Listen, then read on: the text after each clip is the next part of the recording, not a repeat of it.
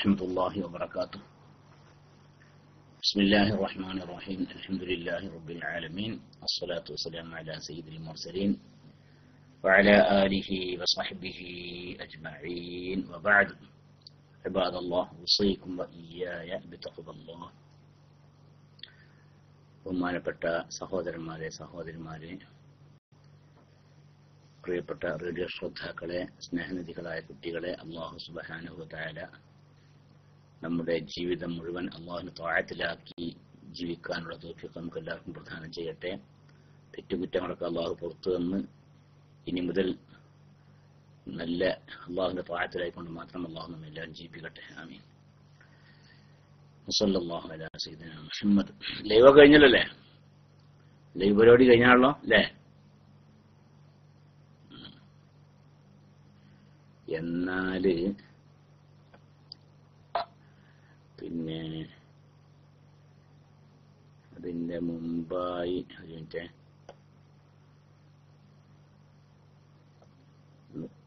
അസ്സലാമു അലൈക്കും. വലൈക്കും സലാം വറഹ്മത്തുള്ളാഹ്. തുടർന്ന് നിസ്കരിക്കുന്ന ഇമാമത്തിന് അർഹതയുള്ളവനാണോ എന്ന് പരിശോധിക്കേണ്ടതുണ്ടോ? അതൊന്നും വേണ്ട. അയാളെടുക്കല് ഇമാമത്തിന് അയാൾ യോഗ്യനല്ല എന്ന് തിരിഞ്ഞാൽ പിന്നെ പറ്റൂല, അത്രേ ഉള്ളൂ. അതല്ലാതെ അയാൾ തുടരുന്നതിന്റെ മുമ്പായിട്ട് ഇയാൾ യോഗ്യനാണോ അല്ലേ എന്നൊരു പരിശോധനയുടെ ആവശ്യമൊന്നുമില്ല. അതേസമയത്ത് ആൾക്ക് ഇമാമത്ത് നിൽക്കാൻ യോഗ്യനല്ല എന്ന് ആദ്യം തിരിഞ്ഞാൽ പിന്നെ പറ്റൂല, അത്രേ ഉള്ളൂ. നോമ്പുള്ളവർക്ക് സൂചി അടിക്കാൻ പറ്റുമോ? അത് പറ്റും. നമ്മുടെ സൂചി അടിക്കാം, അതുകൊണ്ട് കുഴപ്പമില്ല. അത് തുറക്കപ്പെട്ട ദ്വാരത്തിൽ കൂടി തടിയുള്ള സാധനം അകത്തേക്ക് കടന്നതിലെ നോമ്പ് മുറിയുള്ളൂ. സൂചി അന്ന് അടിക്കുന്നത് തുറക്കപ്പെട്ട ദ്വാരത്തിൽ കൂടിയല്ല, അതുകൊണ്ട് വിരോധമില്ല, നോമ്പ് മുറിയില്ല. ഉസ്താദെ, അസ്സലാമു അലൈക്കും. വലൈക്കും സലാം വറഹ്മത്തുള്ളാഹ്. താങ്കൾക്കും ക്ലാസ് റൂമിലെ മറ്റുള്ള എല്ലാവർക്കും നന്ദിയും കടപ്പാടും അറിയിക്കുന്നു. ബഹുമാനപ്പെട്ടവർ ഓർക്കുന്നുണ്ടാകും, വലിയ പെരുന്നാൾ ദിവസം പ്രസവിക്കപ്പെട്ട എന്റെ പേരക്കുട്ടി, അതായത് മുഹമ്മദ് ഹംദാൻ എന്ന കുട്ടിക്ക് വേണ്ടി ദുആ ചെയ്ത് ഐസിയുയിൽ ഉള്ളപ്പോൾ ഡോക്ടർമാർ അന്ന് പറഞ്ഞത് പ്രാർത്ഥന മാത്രമേ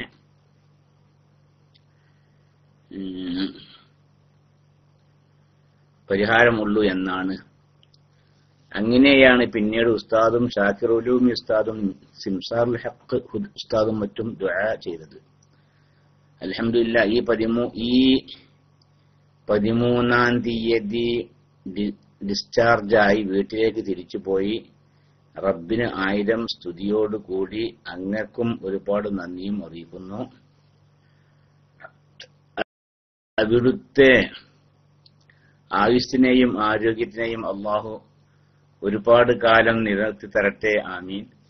സ്വർഗജീവിതത്തിൽ അങ്ങയോടൊപ്പം അള്ളാഹു പടച്ച റബ്ബേ, എന്തൊക്കെ പറഞ്ഞത്, ഞങ്ങളെയും ഒരുമിച്ച് കൂടി തരട്ടെ. ആമീൻ. എപ്പോഴും ഞങ്ങളെയും അങ്ങയുടെ ദുആയിൽ ഉൾപ്പെടുത്തണേ എന്ന്. അസ്സലാമു അലൈക്കും വലൈക്കും സലാം വറഹ്മത്തുള്ളാഹി. ആദ്യമായി എന്റെ പ്രിയപ്പെട്ട സഹോദരന്മാരും സഹോദരിമാരൊക്കെ ഇത്ര PM ദയവ് ചെയ്ത് എന്നെ അറിയിക്കുക. എന്റെ സ്ഥിതി ഇപ്പൊ നിങ്ങൾക്ക് ആർക്കും അറിയില്ല. എന്റെ സ്ഥിതി നിങ്ങൾക്ക് ഈ ദുആ കൊണ്ട് എന്തെങ്കിലും ഫലം കണ്ടിട്ടുണ്ടെങ്കിൽ അത് എന്റെ ദുആ കൊണ്ടല്ല എന്നുള്ള കാര്യം എനിക്ക് 100% ഉറപ്പാണ്. 99% അല്ല, ഇതല്ല, 100% ഉറപ്പാണ് എന്റെ. പിന്നെ അത് ഇവിടെ ആമീൻ ചൊല്ലിയവരെ ഉണ്ടാവില്ല, അതിലും സ്വാലിഹീങ്ങളായ പുരുഷന്മാരും സ്ത്രീകളൊക്കെ ഉണ്ട്. അവരുടെ ആമീന്റെ ആ പുണ്യം കൊണ്ട് അല്ലാഹു തആല സ്വീകരിച്ചിട്ടുണ്ടാവണം. അതല്ല എങ്കിൽ ബഹുമാനപ്പെട്ട ഷാക്കിർ ഉലൂമി അതുപോലെ സിംസാറുൽ ഹഖ് ഹുദവി പോലെയുള്ള ആളുകളുടെ ദുആ അവരെ കുറിച്ച് പറഞ്ഞിട്ടുണ്ടല്ലോ, അവരും ദുആ ചെയ്തു. അതുകൊണ്ട് അങ്ങനെ ആവാം. അപ്പൊ ഏതായാലും ശരി, അല്ലാഹു സുബ്ഹാനഹു വ തആല നമ്മയൊക്കെ നല്ലവരാക്കട്ടെ എന്ന് ദുആ ചെയ്യാം. പിന്നെ അങ്ങയുടെ കൂടെ സ്വർഗത്തിൽ ഒരുമിച്ച് കൂട്ടാൻ എന്താ ഇങ്ങനെയൊക്കെ പറയുന്നത്. അല്ലാഹു തആല അവന്റെ കാരുണ്യത്തിന്റെ വിശാലത കൊണ്ട് ഈ സ്വർഗത്തിൽ നമ്മൾ പ്രവേശിക്കേണ്ട, നരകത്തിൽ കടത്താതെ, പിന്നെ നരകത്തിൽ കടത്താതെ അല്ലാഹു സുബ്ഹാനഹു വ തആല സ്വർഗത്തിൽ കടത്തട്ടെ നമ്മളെല്ലാവരെയും.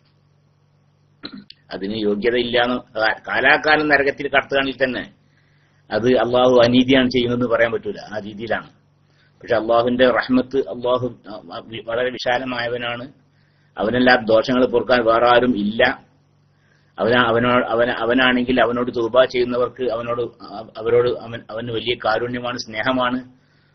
അതുകൊണ്ടൊക്കെ അള്ളാഹുവിന്റെ റഹ്മത്തിന്റെ വിശാലത കൊണ്ട് അള്ളാഹു സുബ്ഹാനഹു വ തആല നമുക്ക് എല്ലാവർക്കും പുറത്തു തരട്ടെ.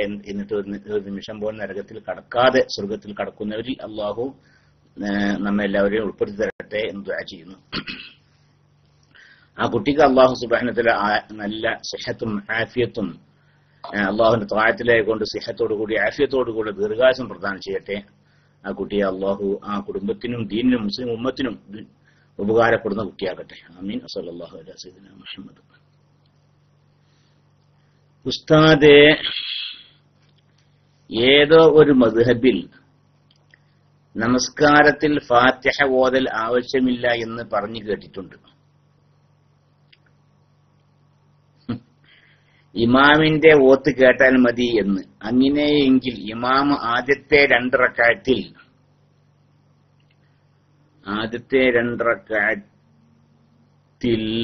ഉച്ചത്തിൽ ഓതുകയുള്ളൂ. അപ്പോൾ ബാക്കിയുള്ളതിൽ എങ്ങനെയാണ് ഉസ്താദ്? അത് ക്ലാസ് റൂമിൽ വിശദീകരിക്കുമെന്ന് കരുതുന്നു. ആ സഹോദരൻ ഉണ്ടാവുന്ന അറിയില്ല, ഉണ്ടാവുമെന്ന് കരുതുന്നു. ഒരു മദ്ഹബിൽ മാത്രമൊന്നല്ല, പല മദ്ഹബിലും ഉണ്ട്. പല മദ്ഹബിലും പിന്നെ ഇമാം ഫാത്തിഹ നിർബന്ധമല്ല. ഏത് ഇമാമിന്റെ പിന്നിലെ ജമാഅത്തായി നിസ്കരിക്കുകയാണെങ്കിൽ ഇമാം ഓതിയാൽ മതി, മറ്റുള്ളവർ ഫാത്തിഹ ഓതേണ്ടതില്ല എന്ന് പറയുന്ന പല മദ്ഹബുണ്ട്.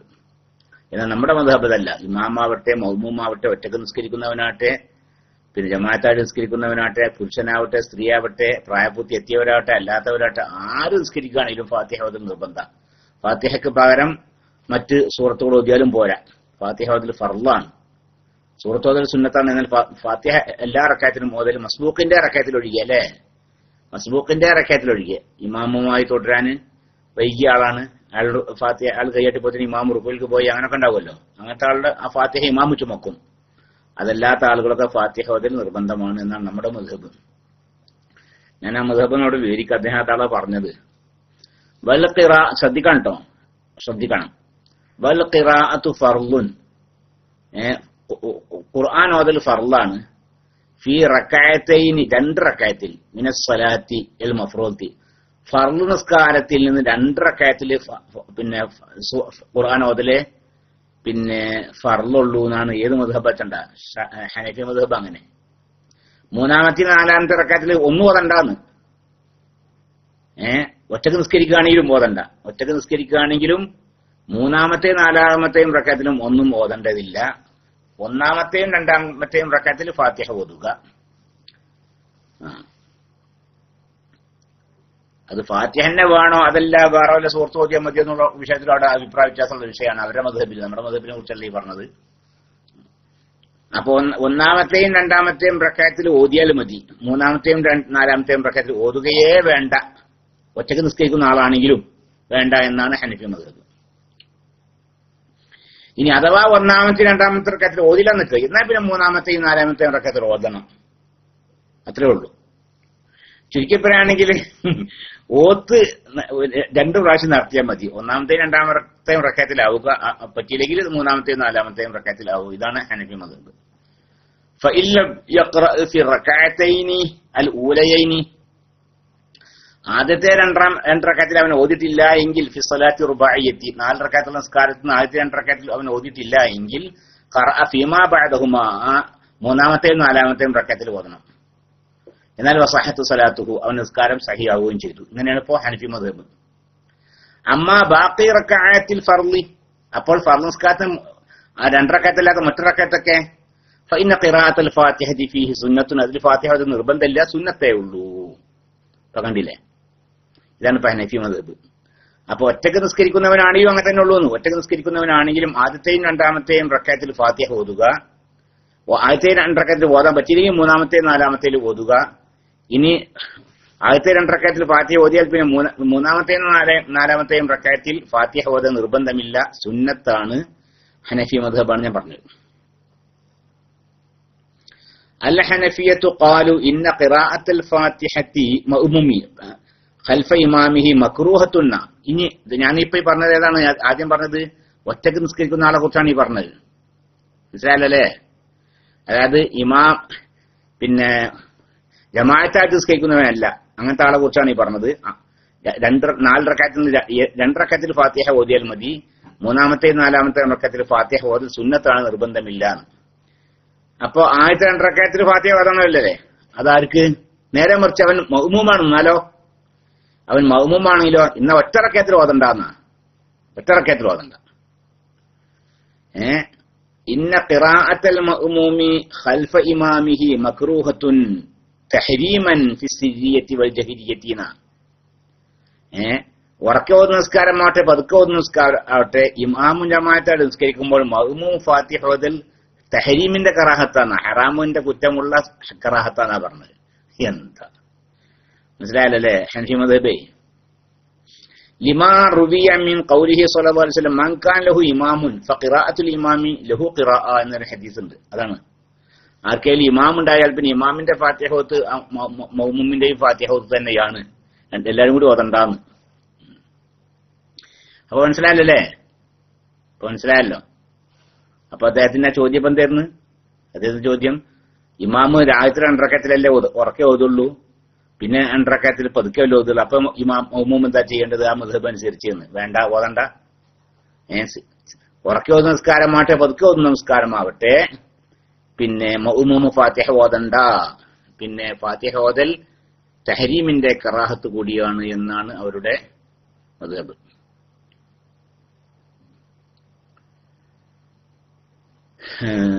പിന്നെ അൽ മാലിക്കിയത്തു ഖാലു മാലിക്യ മദ്ഹബ് അൽ ഖിറാഅത്തു ഖൽഫൽ ഇമാമി, ഇമാമിന്റെ പിന്നിൽ ഓതല് മന്ദൂബാണ് ഫി സിരിയത്തി.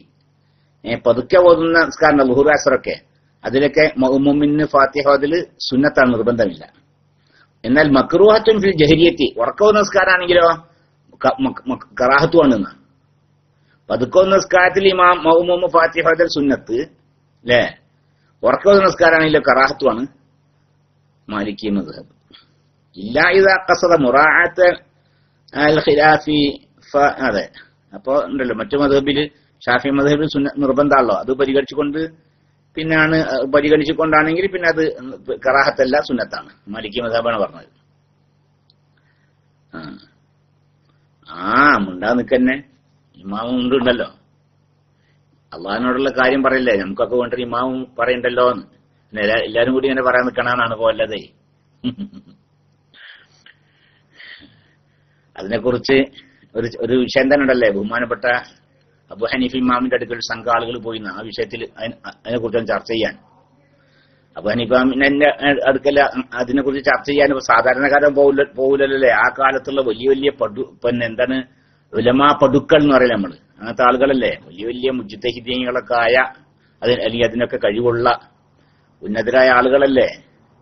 അപ്പൊ ആ വിഷയത്തില് ഓതണം, ഫാത്തിഹ മഅ്മൂമും ഓതണം എന്നുള്ളതിന് വ്യക്തമായ തെളിവുകളുള്ള ആളുകൾ ഉണ്ടാവുമല്ലോ, അവരെന്ത് ചെയ്ത് മൂപ്പരോടൊന്നും ചർച്ച ചെയ്യണമല്ലോ ഈ വിഷയം എന്ന് വിചാരിച്ച് 5-6 ആളുകൾ, 6 ആളുകൾ എന്ന് എന്റെ ഓർമ്മ കൃത്യമായിട്ട് പറയാം, ഇപ്പൊ ഓർമ്മയില്ല. പിന്നെ അദ്ദേഹത്തിന്റെ അടുക്കൽ പോയി എന്നാണ്. അപ്പൊ ഒക്കെ ഞാനിപ്പോ അത് ആരുടെ നേതൃത്വത്തിലാണ് പോയതെന്നുള്ള കാര്യമൊക്കെ മറന്നിക്കണിപ്പോ. ഒരു മഹാനായ പണ്ഡിതന്റെ നേതൃത്വത്തിലാണ് പോയിക്കുന്നത്. അദ്ദേഹത്തിന്റെ ഒപ്പമുള്ള ആളുകൾ മോശക്കാരൊന്നുമല്ല. ഹനീഫി ഇമാമിനോട് ചർച്ച ചെയ്യാനല്ലേ പോണത്, അപ്പൊ മോശക്കാരാവൂലല്ലോ. സലാം ചൊല്ലി നിങ്ങളിപ്പോ എന്തേ പോകുന്നു വെച്ചു. അപ്പൊ ഞങ്ങളിങ്ങനെ ഇങ്ങനത്തെ ഒരു വിഷയത്തെ കുറിച്ച് ഒരു മുനാവറക്ക്, ഒരു ചർച്ചക്ക് വേണ്ടി വന്നതാണ്. നിങ്ങള് ഇമാമ് ജമാഅത്ത് നിസ്കരിക്കുമ്പോൾ മഅ്മൂമുകൾ ഫാത്തിഹ ഓതേണ്ടതില്ല എന്ന വിഷയത്തെ കുറിച്ച് നിങ്ങളുടെ അഭിപ്രായം അതാണ്, അപ്പൊ ഇതിനെ കുറിച്ച് ചർച്ചയ്ക്ക് കൊണ്ട് വന്നതാണ് ഞങ്ങള്. അപ്പൊ അദ്ദേഹം ചോദിച്ചത്, നിങ്ങളിപ്പോ ഈ ചർച്ചയ്ക്ക് വന്നത്, ഈ ചർച്ചയിൽ എല്ലാവരും കൂടി പങ്കെടുത്ത് സംസാരിക്കാനാണ് ഉദ്ദേശിക്കുന്നത്, അതല്ല നിങ്ങളിൽ നിന്ന് ആരെങ്കിലും ഒരാൾ സംസാരിക്കാനാണ് ഉദ്ദേശിക്കുന്നത് എന്ന് വെച്ചിട്ട്. അപ്പൊ അവർ പറഞ്ഞു, അല്ല, ഞങ്ങൾ എല്ലാവരും സംസാരിക്കുന്നില്ല, ഇദ്ദേഹമാണ് ഞങ്ങളിലുള്ള ഏറ്റവും യോഗ്യനായ പണ്ഡിതൻ, അതുകൊണ്ട് അദ്ദേഹമാണ് നിങ്ങളോട് സംസാരിക്കുക. അപ്പൊ അതുകൊണ്ട് തന്നെ മുപ്പരാന്തരെ അതന്നെ പാർട്ടി അതുമ്പോ ഇമാം മാത്രം ഓതിയാ മതി എന്ന് പറഞ്ഞതെന്ന്. ഇത് അള്ളാഹിനോട് കാര്യം പറയാമല്ലോ, എല്ലാവരും കൂടി ഇങ്ങനെ കശപിച്ച കൂടണ്ടല്ലോ ഇല്ലല്ലേ. ഇവരുടെ എല്ലാവരുടെയും പ്രതിനിധിയായിക്കൊണ്ട് ഇമാമ് സംസാരിക്കട്ടെ, അതിനെ തന്നെ പറഞ്ഞത്. അപ്പൊ അവരൊന്നും പിന്നൊന്നും മുണ്ടില്ല, അവർ തിരിച്ചു പോകുന്ന പറഞ്ഞത്. ആ പിന്നെ ഉൾക്കാട്ടൊന്നും പറയണ്ടായിരുന്നില്ലാന്നാ. അഥവാ അബൂ ഹനീഫ ഇമാമിന്റെ ന്യായാണ്. വേറെ ഹദീസ് നേരത്തെ ഓതിയല്ലോ, മൻകാന ലഹു ഇമാമുൻ ഫഖിറാഅത്തുൽ ഇമാമി ലഹു ഖിറാഅ എന്ന ഹദീസൊക്കെ ഉണ്ട്. നമ്മളതിനൊക്കെ മറുപടി പറയും. ഷാഫി ഇമാം അതിനൊക്കെ മറുപടി പറയും. എന്താ ഷാഫി ഇമാമിന്റെ ഭാഗത്തുള്ള മറുപടി? ഇമാം ഉണ്ടെങ്കിൽ അവ മസ്ബൂക്ക് എന്ത് വേണ്ട, ഫാത്തിഹ പൂർത്തിയാക്കണ്ട, അത് ഇമാമു ചുമക്കും എന്ന് പറയും. അവർക്കും വെച്ചിട്ടതില്ലേ, മൻകാന ലഹു ഇമാമുൻ, ആർക്കെങ്കിലും ഇമാം ഉണ്ടായി ഇപ്പൊ ഖിറാഅത്തുൽ ഇമാമി, അപ്പോൾ ഇമാമിന്റെ ഫാത്തിഹ ഓത്ത് ലഹു ഈ ആർക്ക് ഈ മസ്ബൂക്കായ ഈ ആൾക്ക് പിന്നെ അവന് ചുമക്കും. ആ നിലക്ക് അത് വ്യാഖ്യാനിക്കും ബഹുമാനപ്പെട്ട ഷാഫി ഇമാം. അങ്ങനെ ഷാഫി ഇമാമിന് വ്യാഖ്യാനിക്കാൻ വേറെയും പല കാരണങ്ങളുണ്ട്. ഫാത്തിഹ അത് നിർബന്ധമാണ് എല്ലാവരും എന്നതിന് വ്യക്തമായ തെളിവുകൾ അദ്ദേഹത്തിന്റെ അടുക്കലുണ്ട്. അബൂ ഹനീഫ ഹംബലി മദ്ഹബ് അങ്ങനെ നിർബന്ധമില്ല എന്നാ ഞാൻ ഈ കണ്ട കിതാബിലുള്ളത്. അൽ ഖിറാഅത്തു ഖൽഫൽ ഇമാമി മുസ്തഹബ്ബത്തുൻ ഫി സ്വലാത്തി സിരിയത്തി. സിരിയ നിസ്കാരമാണ്, ളുഹ്ർ അസ്റൊക്കെ പോലെ പതുക്കെ നിസ്കാരമാണ്.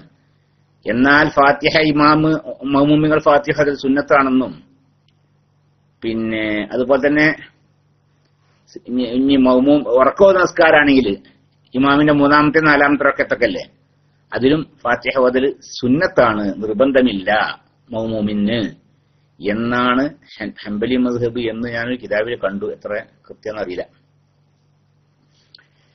അപ്പൊ നമ്മുടെ മദ്ഹബ് ഇപ്പൊ അങ്ങനെയൊന്നല്ല. നമ്മുടെ മദ്ഹബ് ബഹുമാനപ്പെട്ട ഇമാം നബി തങ്ങൾ വ്യക്തമായി പറഞ്ഞ്, ഇമാം നബി തങ്ങൾ മാത്രമല്ല എല്ലാവരും, സുമ്മ യഖ്റഉ ഫാത്തിഹത്തുൽ കിതാബി, പിന്നെ ഫാത്തിഹ ഓതണം, വഹുവ ഫർളുൻ മിൻ ഫുറൂളി സ്വലാത്തി, ഫാത്തിഹ നിസ്കാരത്തിന്റെ ഫർളുകളിൽപ്പെട്ട ഫർളാൻ.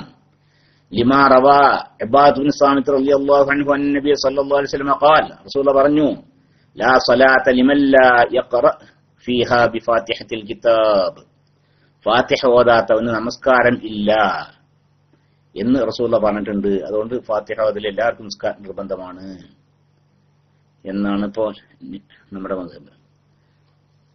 ഹദീസു ഇബാദത്ത് ഇബ്നു സാമിത്ത് റളിയല്ലാഹു അൻഹു ഹദീസ് റവാഹു ബുഖാരി വ മുസ്ലിം റഹിമഹുല്ലാഹ്.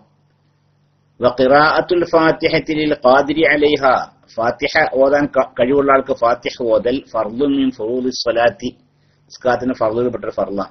വറുക്കുനും മിൻ അർക്കാനിഹ, നിസ്കാരത്തിന്റെ റുക്കുനാണ്. മുതഅയ്യിനത്തുൻ, അതെന്നെ ഓതണം. ലാ യഖൂമു മഖാമഹാ തർജുമതുഹാ, അതിന് പകരം തർജുമ ഫാത്തിഹന്റെ തർജുമ പറഞ്ഞാലോ, അതല്ലെങ്കിൽ വലാ ഖിറാഅത്തു ഗൈരിഹ, അതല്ലെങ്കിൽ മറ്റേതെങ്കിലും സൂറത്ത് ഓതിയാലോ ഒന്നും മതിയാവുകയില്ല എന്നാണ് നമ്മുടെ മദ്ഹബ്. വയസ്തവി ഫി തഅയ്യിനിഹ, ഫാത്തിഹ തന്നെ ഓതണം എന്ന വിഷയത്തിൽ സമമാണ് ഏത് ജമീഉ സ്വലവാത്തി ഫർളുഹാ വ നഫ്ലുഹാ ജഹ്റുഹാ വ സിർറുഹാ വർ-റജുലു വൽ മർഅതു.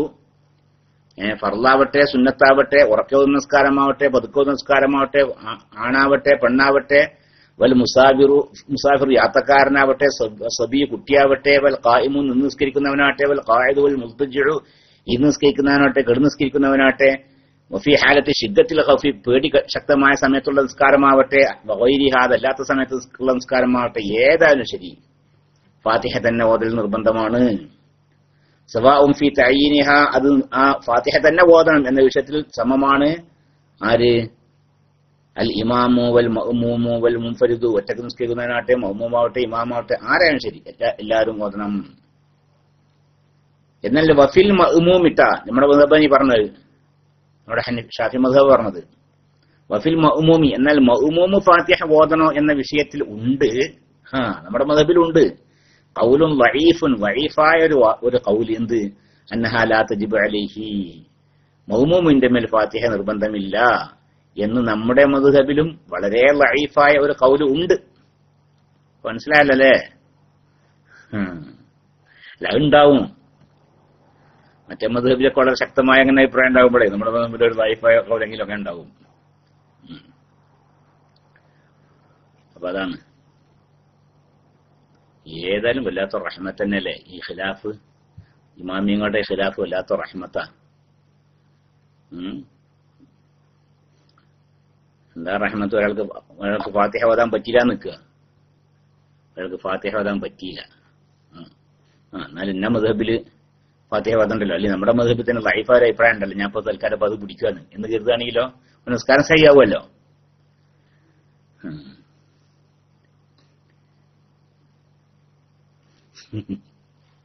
ഞങ്ങൾക്ക് ഇവിടെ റാസൽഹൈമിൽ ഇപ്പൊ ഈ ഖതീബുമാർക്ക് ട്രെയിനിങ് ഉണ്ട്. ഒരു ഒന്നര മാസം ട്രെയിനിങ് ഉണ്ടായിരുന്നു. അപ്പൊ അതില് എല്ലാ ആഴ്ചയും പരീക്ഷ ഉണ്ടാവും. എല്ലാ ആഴ്ചയും 3 പരീക്ഷ ഉണ്ടാവും. അപ്പൊ അവസാനം ഈ 1.5 മാസം കഴിഞ്ഞ ശേഷം അതിന്റെ അബുദാബി സെൻട്രൽ ഗവൺമെന്റ് നടത്തുന്ന പരീക്ഷയാണ് ഇപ്പോ നടന്നുകൊണ്ടിരിക്കുന്നത്. ഇപ്പൊ ഇന്നൊരു പരീക്ഷ കഴിഞ്ഞ് ഈ വ്യാഴാഴ്ച മറ്റന്നാളെ പരീക്ഷയുണ്ട്. അപ്പൊ അതല്ല പറഞ്ഞത്.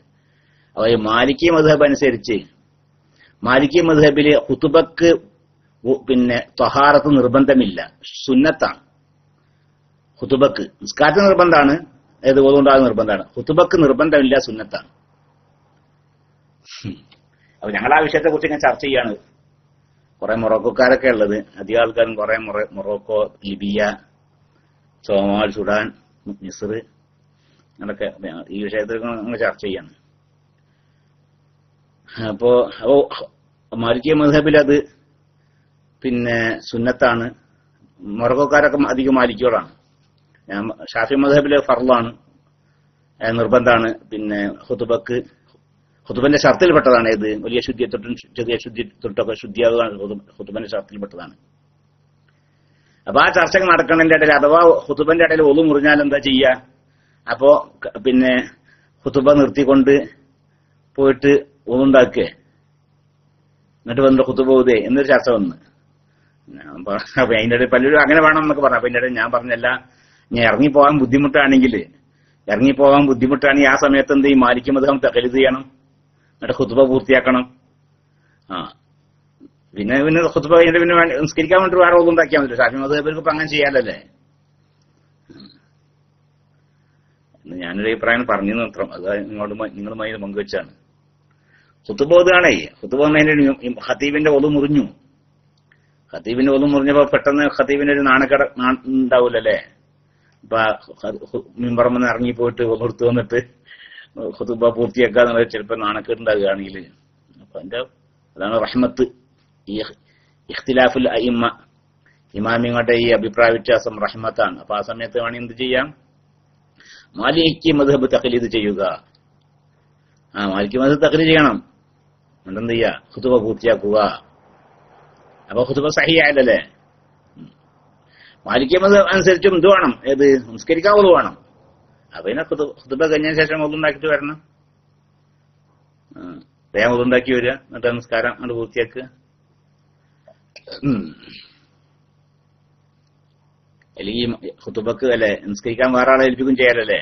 നിസ്കരിക്കാൻ വേറെ ആളെ ഏൽപ്പിക്കുകയും ചെയ്യാം. പറ്റൂലാനുള്ള മദ്ഹബും ഉണ്ട്. ഖുതുബ കേട്ടാളെന്നെ അല്ല, ഖുതുബ കേട്ടാളാവണം, ഖുതുബ നടത്തിയ ആവണം നിസ്കരിക്കുന്നതെന്ന് പറഞ്ഞ മദ്ഹബുണ്ട്. അത് പോട്ടെ, അതിപ്പോ ഇതിന്റെ ഇടയിൽ നിങ്ങളുമായി വെറുതെ ഒന്ന് പറഞ്ഞതാണ്. ഇടയ്ക്കുണ്ട് ഓരോന്ന് ആവശ്യമില്ലാത്ത ഇങ്ങനെ പറയില്ലേ. അസ്സലാമു അലൈക്കും. വലൈക്കും സലാം വറഹ്മത്തുള്ളാഹി. ഉസ്താദെ, എന്റെ ഇക്കാക്ക് സുഖമില്ല, മഞ്ഞപ്പിത്തമാണ്, ഉസ്താദ് ദുആ ചെയ്യണം. ഇക്ക എന്ന് പറഞ്ഞപ്പോ ആരാണ്? സിനാൻ പള്ളിപ്പുറത്തിന്റെ PM ആണ്. ഇക്ക എന്ന് പറഞ്ഞാൽ ഇപ്പൊ അവിടുത്തെ ഇക്ക സിനാൻ തന്നെയല്ലേ അല്ലെ? സിനാന്റെ അടുത്തൊക്കെ സിനാൻ തന്നെയല്ലേ?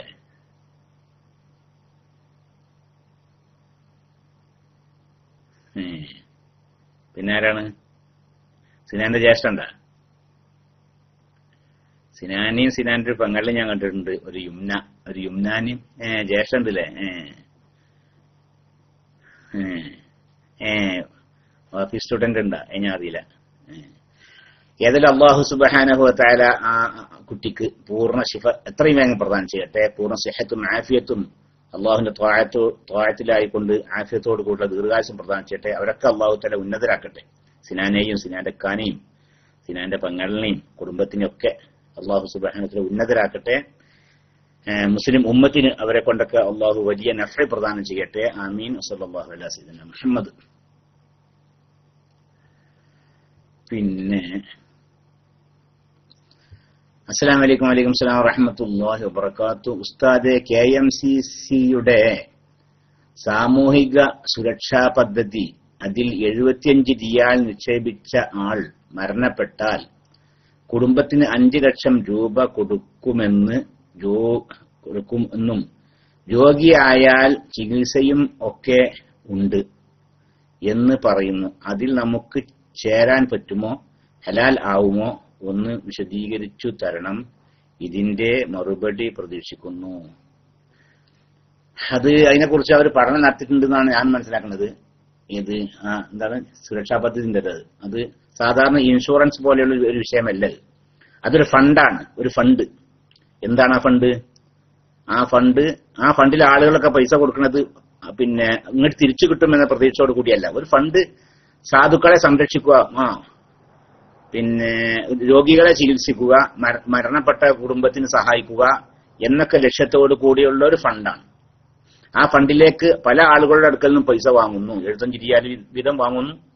അപ്പൊ ആ കൊടുക്കുന്നതൊക്കെ അവര് അള്ളാഹുവിന്റെ അടുക്കൽ നിന്ന് പ്രതിഫലം ലഭിക്കണം എന്ന ഉദ്ദേശത്തോടു കൂടി ആണ് ആ പൈസ ഒക്കെ കൊടുക്കുന്നത്. ഇങ്ങോട്ട് തിരിച്ചു കിട്ടും എന്ന പ്രതീക്ഷയോട് കൂടി അല്ല. അപ്പൊ അതുകൊണ്ട് തന്നെ അത് അനുവദനീയം. പിന്നെ അവരുടെ മറ്റൊരു തീരുമാനമാണ് അവരുടെ തീരുമാനമാണ് ഈ കമ്മിറ്റിയിലെ അംഗങ്ങളിൽ നിന്ന് ആരെങ്കിലും മരിച്ചിട്ടുണ്ടെങ്കിൽ നമുക്ക് ഇത്ര അവരെ സഹായിക്കണം, രോഗികളെ ചികിത്സിക്കണം എന്നൊക്കെ അവരുടെ മറ്റൊരു തീരുമാനമാണത്. അപ്പൊ അതുകൊണ്ട് അതിലേക്ക് പൈസ സ്വീകരിക്കുന്നത് അത് തിരിച്ചു കൊടുക്കും എന്ന നിബന്ധനയോട് കൂടിയല്ല. അതൊരു ഫണ്ട്, അതിലേക്ക് പൈസ നിക്ഷേപിക്കുക, സ്വീകരിക്കുക, സംഭാവനയായി സ്വീകരിക്കുക എന്ന ഉദ്ദേശത്തോടു കൂടിയാണ്. അതുകൊണ്ട് അത് അനുവദനീയമാവണം. ഇതാണ് ഞാൻ മനസ്സിലാക്കിയിട്ടുള്ളത്. അസ്സലാമു അലൈക്കും വറഹ്മത്തുള്ളാഹി വബറകാതുഹു. സഹ്വിന്റെ സുജൂദ് മറന്നു പോവുകയോ മനഃപൂർവ്വം ഒഴിവാക്കുകയോ ചെയ്താൽ ഒരു കുഴപ്പമില്ല. സഹ്വിന്റെ സുജൂദ് അത് നിർബന്ധമുള്ള വിഷയമല്ല, സുന്നത്താണ്. സഹ്വിന്റെ സുജൂദ് ചെയ്യൽ സുന്നത്താണ്. അത് മനഃപൂർവ്വം ഒഴിവാക്കിയാലും ഒരു നിസ്കാരം സഹിയാകും. ഇനി എങ്ങനെ ഒഴിവാക്കിയാലും നിസ്കാരം സഹിയാകും. അസ്സലാമു അലൈക്കും വറഹ്മത്തുള്ളാഹി വബറകാതുഹു. ഉസ്താദെ, കാൽ ശരിക്ക് വെക്കാത്തവരുടെ കൂടെ നിസ്കരിച്ചാൽ നിസ്കാരം നടക്കണോ? കാല് ശരിക്ക് വെക്കണം. 2 കാലിന്റെയും വിരലിന്റെ പള്ളയിൽ നിന്ന് ഒന്നെങ്കിലും അതിന്റെ പള്ളയിൽ നിന്ന് അല്പമെങ്കിലും നിലത്ത് തട്ടണം. 5 വിരലിന്റെ പള്ള അങ്ങനെ നിലത്ത് തട്ടൊന്നും വേണ്ട, അത് സുന്നത്താണ്. 2 കാലിന്റെയും 5 വിരലുകൾ വീതമുണ്ട്, 10 വിരൽ. ആ 10 വിരലിന്റെയും പള്ള നിലത്ത് അമർത്തി വെക്കല് സുന്നത്താണ്, നിർബന്ധമില്ല. നിസ്കാരം ചെയ്യാനെന്ത് മതി? 2 കാലിന്റെയും പള്ളയിൽ നിന്ന് ഏതെങ്കിലും ഒരു വിരലിന്റെ പള്ളയിൽ നിന്ന് അല്പം നിലത്ത് കെട്ടിയാൽ മതി, നേരത്തെ നിസ്കാരം ശരിയാകും. അതും ചെയ്യുന്നില്ല നിൽക്കുക. അങ്ങനത്തെ മദ്ഹബാണ് എങ്കിലല്ല, അയാൾ അങ്ങനെ ചെയ്യുന്ന കാര്യം ഉറപ്പാണ്. അയാളുടെ കാലിന്റെ വിരലുകളുടെ പള്ളയിൽ നിന്ന് തീരെയും നിലത്ത് തട്ടുന്നില്ല എന്ന് ഉറപ്പാണെങ്കിൽ തുറന്ന് നിസ്കരിക്കാൻ പറ്റൂല. തുറന്ന് നിസ്കരിക്കണമെങ്കിൽ പിന്നെ എന്ത് വേണം? അവരുടെ മദ്ഹബ് നമ്മൾ തഖ്ലീദ് ചെയ്യണം, അല്ലെങ്കിൽ പറ്റൂല. മനസ്സിലായിട്ടുണ്ടാവില്ല അല്ലേ? അപ്പൊ അതിങ്ങനെ ചിക്കി കുത്തി പരിശോധിക്കൊന്നും വേണ്ട. അവന്റെ വിരല് നിലത്ത് തട്ടുന്നുണ്ടോ ഇല്ലേ എന്നൊക്കെ നോക്കുക, അതൊന്നും വേണ്ട. നമ്മൾ പ്രത്യക്ഷമായി കണ്ടു നിൽക്കുക അല്ലേ? അപ്പൊ പിന്നെ അതിന്റെ വിധി വേറെയാണ്. അപ്പൊ അങ്ങനെയൊക്കെയാണ്. അസ്സലാമു അലൈക്കും വറഹ്മത്തുള്ളാഹി വബറകാതുഹു. എന്റെ അയൽവാസി പെൺകുട്ടി ഒരുത്തന്റെ കൂടെ ഒളിച്ചോടി. ഇപ്പോൾ അവൾ തിരിച്ചു വന്നു. അവരുടെ നിക്കാഹ് ഉറപ്പിച്ചു. അവർ അതിന്റെ മുന്നേ തന്നെ ബന്ധപ്പെട്ട് കഴിഞ്ഞിരുന്നു. നിക്കാഹിന് തടസ്സമൊന്നും ഒരു തടസ്സമൊന്നുമില്ല. അതുകൊണ്ടൊന്നും തൗബ ചെയ്താൽ പോലെ തൗബ ചെയ്ത് നിക്കാഹ് ചെയ്യാൻ തൗബയും ചെയ്യണ്ട. നിക്കാഹ് ചെയ്യണമെങ്കിലേ തൗബയും ചെയ്യണ്ട. നിക്കാഹിന് പ്രശ്നമില്ല. അവരുടെ നിക്കാഹ് ഇപ്പൊ തന്നെ നിക്കാഹ് ചെയ്യാം. അതുകൊണ്ട് യാതൊരു വിരോധവും ഇല്ല. ഇനി ഗർഭിണിയാണെങ്കിലോ എന്ന് വെച്ച്, ഗർഭിണിയാണെങ്കിലും പറ്റും, നിക്കാഹ് ചെയ്യാമോ? ഒട്ടുമസാനോട് അങ്ങനെ ഒരു ഗർഭിണിയാണ് നിക്കാഹ് ചെയ്യാം. അതിന് ഇസ്തിബറുണ്ട്. ഇസ്തിബറൊന്നും ചെയ്യും. ഇസ്തിബറ അതിനുള്ളതൊന്നല്ല. അത് അടിമ സ്ത്രീകളെ വാങ്ങിയാലും അതുപോലെ തന്നെ അങ്ങനെ അതിനൊക്കെയുള്ളതാണ് ഇസ്തിബറാണുള്ളത്. അതുമില്ല. അപ്പൊ അവര് ഒളിച്ചോടി പോയി പിന്നെ അവരുടെ ബന്ധപ്പെട്ട് ഇപ്പൊ തിരിച്ചു വന്ന് ഇപ്പൊ നിക്കാഹ് കഴിക്കുകയാണെങ്കിൽ അതുകൊണ്ട് വിരോധമില്ല, നിക്കാഹ് സഹിയാകും. തൗബ ചെയ്താലും മതിയോ? തൗബ അവരുടെ അടുക്കൽ സംഭവിച്ച ദോഷം ഉണ്ടല്ലോ, ദോഷം പൊറുക്കാൻ അല്ലാഹു തആല അവർ തൗബ ചെയ്യുക എന്നല്ല, നിക്കാഹ് സഹിയാണെങ്കിൽ തൗബ ചെയ്യണമെന്നില്ല എന്ന്. പിന്നെ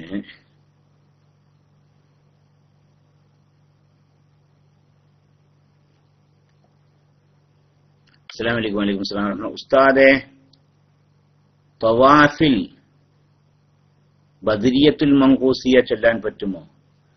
അത് ചെല്ലാൻ തവാഫൊക്കെ സഹിയാകും. തവാഫ് ഒന്നും ചെല്ലാതെ തവാഫ് ചെയ്തു നിൽക്കുക, എന്നാലും തവാഫ് സഹിയാണല്ലോ അല്ലേ? തവാഫിൽ ഒന്നും ചെല്ലാതെ തവാഫ് ചൊല്ലി എന്നാലും ചെയ്തു എന്നാലും തവാഫ് സഹിയാകും. ഇനി ബദരിയത്തുൽ മൻഖൂസിയ എന്ന് പറഞ്ഞാൽ അത് ചൊല്ലിട്ട് തവാഫ് ചെയ്തു എന്നാലും തവാഫ് സഹിയാകും. ഇനി ദിക്ർ ചൊല്ലി അവിടെ പക്ഷേ ഏറ്റവും നല്ലത് പാന്നല്ല കേട്ടോ അല്ലേ? ഏറ്റവും നല്ലത് ദുആക്ക് ഇജാബത്തുള്ളതാണ് മതാഫ്. പ്രത്യേകിച്ച് തവാഫിന്റെ സമയത്ത് ദുആക്ക് പ്രത്യേകമായി ഇജാബത്തുള്ളതാണ്. അപ്പൊ ആ സമയം നഷ്ടപ്പെടുത്താതെ തവാഫ് തുടങ്ങിയോടെ മുതൽ തവാഫ് അവസാനിക്കുന്നതിലേക്കും ഓരോ വിഷയങ്ങൾ ഇങ്ങനെ പിന്നെ ഓരോ വിഷയത്തിനോട് ദുആ ചെയ്യുക,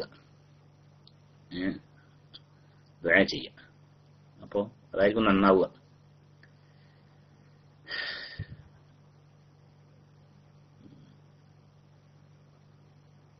പിന്നെ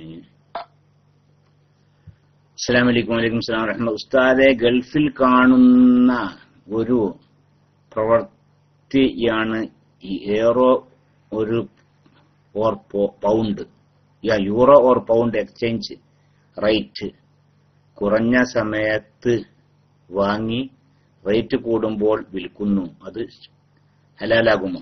ഹലാലാകും. റൊക്കമായാൽ മതി. രണ്ടു തരം ദിർഹമാണ് നാണയം നിൽക്കുക, ഒരേ ജിൻസിൽ പെട്ടതല്ല, രണ്ട് തരം നാണയാണ്. അപ്പൊ അവിടെ റൊക്കമായാൽ മതി. പിന്നെ ഒരു സമയത്ത് വാങ്ങി കടം വാങ്ങാൻ പറ്റൂല, കടം പറ്റൂല. അപ്പൊ എന്ത് ചെയ്തു? യൂറോ ദിർഹമണ്ട് കൊടുത്തുകൊണ്ട് യൂറോ റൊക്കമായിട്ടുണ്ട് വാങ്ങി. എന്നിട്ട് എന്ത് ചെയ്ത് വില കൂടുന്ന സമയത്ത്, യൂറോക്ക് വില കൂടുന്ന സമയത്ത് അത് പിന്നെ കൊടുക്കുക, അതുകൊണ്ട് വിരോധമില്ല, അത് അനുവദനീയമാണ്.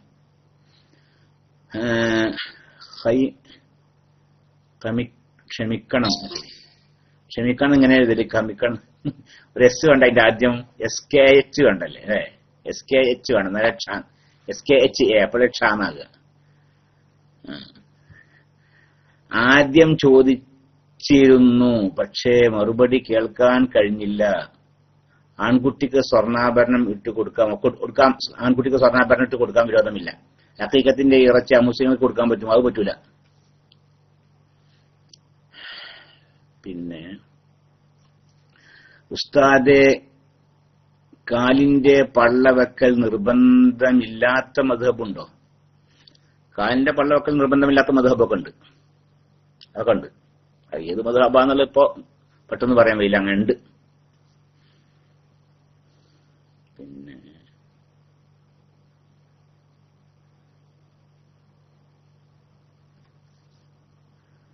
പിന്നെന്താണ്?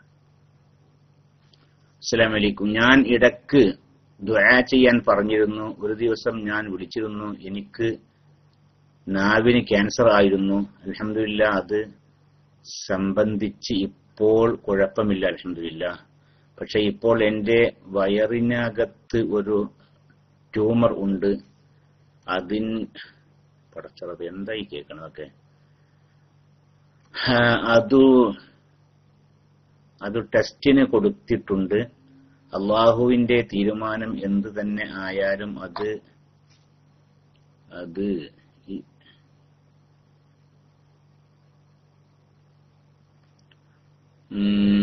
എന്താണ്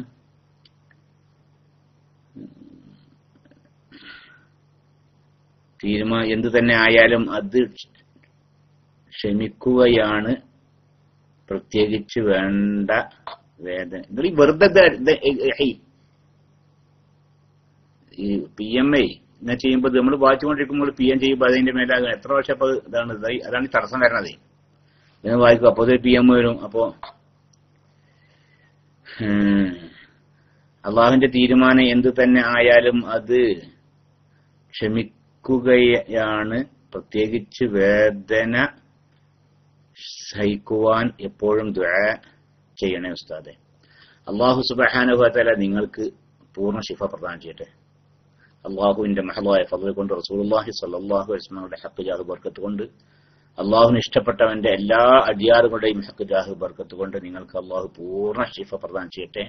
ഇതുവരേക്ക് നിങ്ങൾ സഹിച്ച വേദനക്കൊക്കെ പൂർണ്ണമായ പ്രതിഫലം അള്ളാഹു നിങ്ങൾക്ക് നൽകട്ടെ. അതിൽ ആ വേദനക്കൊക്കെ ഉള്ള കൂലി അള്ളാഹു നിങ്ങൾക്ക് നൽകട്ടെ. ആഖിറത്തിൽ അതിന്റെ പേരിൽ നിങ്ങൾക്ക് അള്ളാഹു ഉന്നതമായ ദർജ നൽകട്ടെ. അള്ളാഹു നിങ്ങൾക്ക് പൂർണ്ണ ശിഫ പ്രദാനം ചെയ്യട്ടെ. ആമീൻ. സല്ലല്ലാഹു അലൈഹി വസല്ലം മുഹമ്മദ്. പിന്നെ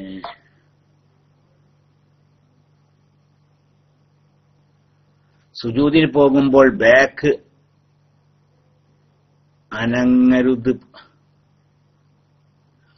അനങ്ങുന്നത് പോലെ തോന്നും, അപ്പോൾ വുളു മുറിയുമോ? ബാക്ക് അനങ്ങുന്നത് പോലെ ബാക്ക് അനങ്ങിയാൽ എങ്ങനെ വുളു മുറിയോ? ബാക്ക് അനങ്ങുക എന്നൊരു എന്താണ് വുളു മുറിയുന്ന കാര്യങ്ങളിൽ അതൊന്നുമില്ല. മുന്തുഭാഗത്തിൽ കൂടിയോ പിന്തുഭാഗത്തിൽ കൂടിയോ വല്ല തടിയുള്ള സാധനം അല്ല, തടിയുള്ള ആണെന്നില്ല. മുന്തുഭാഗത്തിൽ കൂടിയോ പിന്തുഭാഗത്തിൽ കൂടിയോ വല്ലതും പുറപ്പെടുക അതിനുമാണ് അല്ലേ. പിന്നെ മനുഷ്യന്റെ ഗുഹ്യസ്ഥാനം മുങ്കൈന്റെ പള്ള കൊണ്ട് തൊടുക, അതൊക്കെ ഉളുമുറിയുന്ന കാര്യങ്ങള് അല്ലേ. മനുഷ്യന്റെ ഗുഹ്യസ്ഥാനം പിന്നെ മുങ്കൈന്റെ പള്ള കൊണ്ട് തൊടുക, അതാണ് ഒന്ന്. പിന്നെ അന്യപുരുഷ സ്ത്രീ പുരുഷന്മാരുടെ തൊഴിൽ തമ്മിൽ ചേരുക, അതാണ് മറ്റൊന്ന്. പിന്നെ ഉറക്കുകൊണ്ടോ മറ്റോ ബുദ്ധിയുടെ വകതിരിവ് നീങ്ങുക, അതാണ് മറ്റൊന്ന്. മുന്തുഭാഗത്തിൽ കൂടിയോ പിന്തുഭാഗത്തിൽ കൂടിയോ വല്ലതും പുറപ്പെടുക. അപ്പൊ ഇതിന് പുറപ്പെടണം, എന്നാലേ ഒതുമുറിയുള്ളൂ. അതല്ലാതെ അവിടെ അങ്ങനെ ഒന്ന് അനങ്ങുന്നുണ്ട് അതെന്താണാവോ എന്ന് വിചാരിച്ചിട്ട് അത് പിന്നെ ഒതും എടുക്കൊന്നും വേണ്ട. അതൊക്കെ ഒരു വസ്വാസാണ്. ചിലപ്പോഴേ ഈ പിന്തുവാരത്തിന്റെ എങ്ങനെയൊക്കെ പറയാല്ലേ, പിന്തുവാരത്തിന്റെ ആ കണ്ണിന്റെ എന്താ അതിന് പറയാ, അതിന്റെ ആ മംഫത് അതിങ്ങനെ അത് ഇങ്ങനെ ഒരു സ്പ്രിങ് മോഡലാണല്ലേ, ഒരു സ്പ്രിങ് മോഡലാണ്.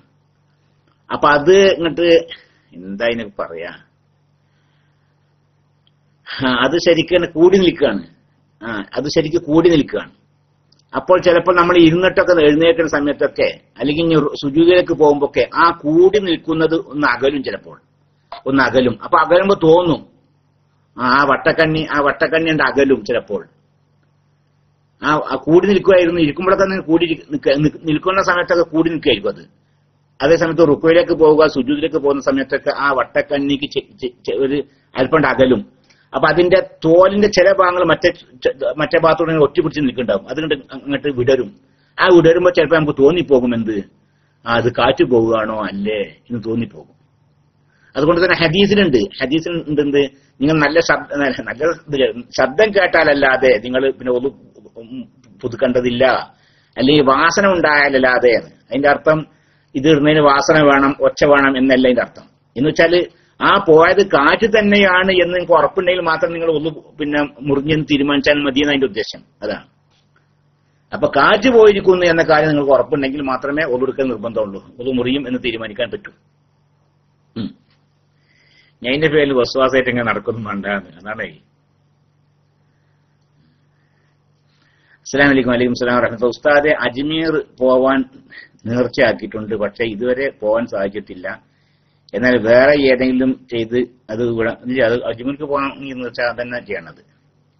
അവിടെ പോയി സിയാർത്ത് ചെയ്യാൻ ഉദ്ദേശിച്ചാൽ അവിടെ തന്നെ സിയാർത്ത് ചെയ്യണം. അവിടെ പൈസയും കൊടുക്കാൻ നേർച്ചയാക്കിയിട്ടുണ്ടെങ്കിൽ അവിടെ തന്നെ കൊടുക്കും വേണം. അതിന് അജ്മീറിൽ പോണതിന് പകരം പൊത്തമ്പള്ളി പോയിട്ട് അത് പറ്റൂല. എന്തിനാണ് നേർച്ചയാക്കിച്ചെങ്കിൽ അത് തന്നെ ചെയ്യണം. പിന്നെ അസ്സലാമു അലൈക്കും. വലൈക്കും സ്സലാം വറഹ്മത്തുള്ളാഹി. ഉസ്താദെ, കച്ചവടക്കാരൻ ഒരു വസ്തു റെഡി സ്റ്റേഷന് വിൽക്കുന്നതിനേക്കാൾ കടത്തിന് വിൽക്കുമ്പോൾ കുറച്ച് വില കൂട്ടി വിൽക്കാമോ? വിരോധമില്ല എന്ന് പറയാനുള്ള കാരണം എന്താ വെച്ചാൽ ഈ രീതിയിലാണ്. ഒരു വസ്തുവിനെ പിന്നെ പല വിലക്കും വിൽക്കാം ആ കച്ചവടക്കാരന്. ഒരു സാധനം പല വിലക്കും വിൽക്കാം ഒരു കച്ചവടക്കാരന്. ഒരാളുടെ അടുക്കൽ ഒരേ സാധനം കുറെ ഉണ്ട്, എന്നാൽ എല്ലാം ഒരേ നിരക്കേ വിൽക്കാൻ പറ്റും, അങ്ങനെ നിബന്ധന ഇല്ല. അതിന് പൂർണ്ണമായ സ്വാതന്ത്ര്യം കച്ചവടക്കാരനുണ്ട്. ഉദാഹരണം പറയുകയാണെങ്കിൽ ഒരു അത്തർ കുപ്പി ഇല്ലേ, അത്തർ കച്ചവടക്കാരൊക്കെ കാര്യമായിട്ട് ഇവിടൊക്കെ ജോലിയിലൊക്കെ ഇപ്പൊ അങ്ങനെയാണ്. നിങ്ങളെ സൗദി അറേബ്യയിലും മറ്റൊക്കെ എന്തെന്ന് അറിയില്ല. അത് ഈ എന്താണല്ലേ, അതൊക്കെ ഈ അവർക്ക് തോന്നിയ വില. നമ്മൾ ചെന്നാൽ ചിലപ്പോൾ ഒരു 50 റുപ്യ കിട്ടുന്ന സാധനം അറബിയാണെങ്കിൽ ചിലപ്പോൾ അറബിനോട് പോലും പറയാം 300 എന്നൊക്കെ ആണ്, 300 ദിർഹം ആണ് പറയാം. 50 റുപ്യക്ക് നമുക്ക് തരുന്ന സാധനത്തിനാണ് 300 പറഞ്ഞത്. അപ്പൊ 300. അപ്പൊ അങ്ങനെ ദുക്കാൻ ഇസ്മായിൽ 250 പറയാം അറബി. അവിടെ ദുക്കാൻ ഇസ്മായിൽ അങ്ങനെ അങ്ങനെ ദുഃഖാന്തരം ഉണ്ടാവൂല. ഒരു പറഞ്ഞ ദുഃഖാൻ ഇസ്മായിൽ അങ്ങനെ 250 ഉള്ളൂ. അപ്പോ സെയിം എന്നാ 250 നാളെ എന്ന് പറയും. അല്ലേ, അങ്ങനൊക്കെ ഉണ്ട് ഓരോരോ പരിപാടികൾ. അപ്പൊ അത് പറ്റുന്ന എന്നോണം അറിയാൻ പാടില്ല. അതല്ല അറിഞ്ഞത്, ഒരു വസ്തു പല വിലക്കും പലർക്കും വിൽക്കാം, അതുകൊണ്ട് വിരോധമില്ല. അപ്പൊ ഒരു സാധനം ഒരാൾക്ക് 250 റുപ്യ വിൽക്കുന്നു, അതേ സാധനം വേറെ ആൾക്കോട് വിൽക്കുമ്പോ 250 റുപ്യ വിൽക്കുന്നു. പക്ഷെ അയാൾ പറയുന്നത് 250 റുപ്യ എനിക്ക് വിറ്റു, എനിക്ക് സൗകര്യം പോലെ അടച്ചെന്നാ മതി എന്ന് പറയാം. അങ്ങനെ വിരോധമില്ല. അത് പലിശയാവൂലാന്ന്. പക്ഷെ നല്ലൊരു പണിയല്ല, അതൊന്നും ഒരു നല്ല പണിപ്പെട്ടതല്ല.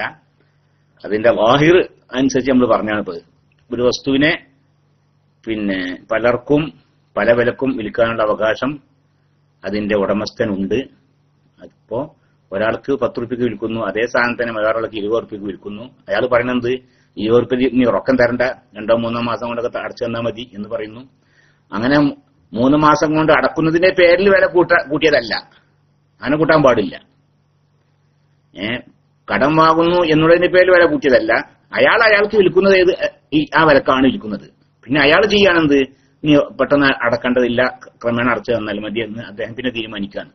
അപ്പൊ ആ നിലക്കാണ് വിരോധമില്ല എന്ന്.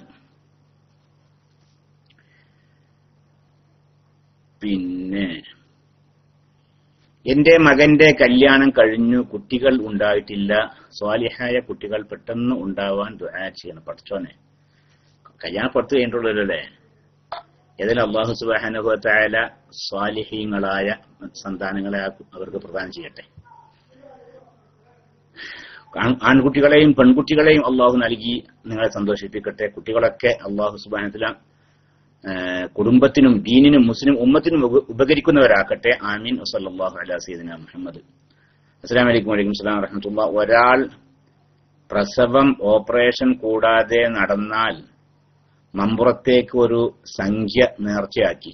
ബട്ട് ഓപ്പറേഷൻ നടന്നു, എന്നാൽ ആ സംഖ്യ കൊടുക്കണം, വേണ്ട, അത് കൊടുക്കേണ്ടയില്ല. ഒരു നിബന്ധന, നേർച്ചയ്ക്ക് നിബന്ധനയാക്കി നിൽക്കുക. എന്നാൽ ഒരു കാര്യം ഹാസിലായാൽ, അല്ലെങ്കിൽ ഇന്ന കാര്യം നടന്നാൽ, അല്ലെങ്കിൽ ഇന്ന കാര്യം ഉണ്ടായിട്ടില്ലെങ്കിൽ ഇന്ന് ഞാൻ ചെയ്യും എന്ന് നേർച്ചയാക്കിയാൽ ആ കാര്യം നടന്നാൽ അങ്ങനെ ചെയ്താൽ മതി.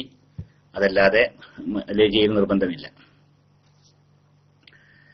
അപ്പോ അള്ളാഹു സുബ്ഹാനഹു വ തആല ഇതുവരേക്കും പറഞ്ഞതും ചോദിച്ചതും കേട്ടതൊക്കെ അള്ളാഹു കബൂൽ ചെയ്യട്ടെ. അള്ളാഹുവിന്റെ ദീനിനുള്ള ഒരു എളിയ ഖിദ്മത്തായി അള്ളാഹു ഇത് സ്വീകരിക്കുകയും ഇതിന് വലിയ പ്രതിഫലം നമുക്ക് എല്ലാവർക്കും അള്ളാഹു പ്രദാനം ചെയ്യുകയും ചെയ്യട്ടെ. നമ്മുടെ അടുക്കൽ സംഭവിച്ചു പോയ തെറ്റുകുറ്റങ്ങളൊക്കെ അള്ളാഹു പുറത്തു തരികയും ഇനിയുള്ള കാലം അള്ളാഹുവിന്റെ ത്വാഅത്തിലായി മാത്രം ജീവിക്കാൻ തൗഫീഖ് നമുക്ക് പ്രദാനം ചെയ്യുകയും ചെയ്യട്ടെ. ദോഷങ്ങൾ പൂർണ്ണമായും പുറത്ത് ഒരു ദോഷവും ബാക്കി വെക്കാതെ മരിക്കാനുള്ള തൗഫീഖ് നമുക്ക് എല്ലാവർക്കും അള്ളാഹു പ്രദാനം ചെയ്യട്ടെ. അള്ളാഹുവിന്റെ മുമ്പിൽ വിചാരണ ചെയ്യുന്ന സമയത്ത് നമ്മിലും സംഭവിച്ചു പോയ തെറ്റുകുറ്റങ്ങൾക്കൊക്കെ മറുപടി പറയുക, അതൊക്കെ വിചാരണ ചെയ്തുകൊണ്ട് മറ്റുള്ളവരുടെ മുമ്പിൽ വഷളാവുക, അതില്ലാതിരിക്കണം. അതിനുവേണ്ടി അള്ളാഹു സുബ്ഹാനഹു വ തആല നമ്മൾ മരിക്കുന്നതിന്റെ മുമ്പായി എല്ലാ ദോഷങ്ങളും പുറത്തു തന്നുകൊണ്ട് ആ ദോഷങ്ങളൊക്കെ നമ്മുടെ ഏടുകളിൽ നിന്ന് മായ്ച്ച് പൂർണ്ണമായി പരിശുദ്ധരായിക്കൊണ്ട് ജീവിച്ച് മരിക്കാനുള്ള തൗഫീഖ് നമുക്ക് എല്ലാവർക്കും പ്രദാനം ചെയ്യട്ടെ. ദുനിയാവിലും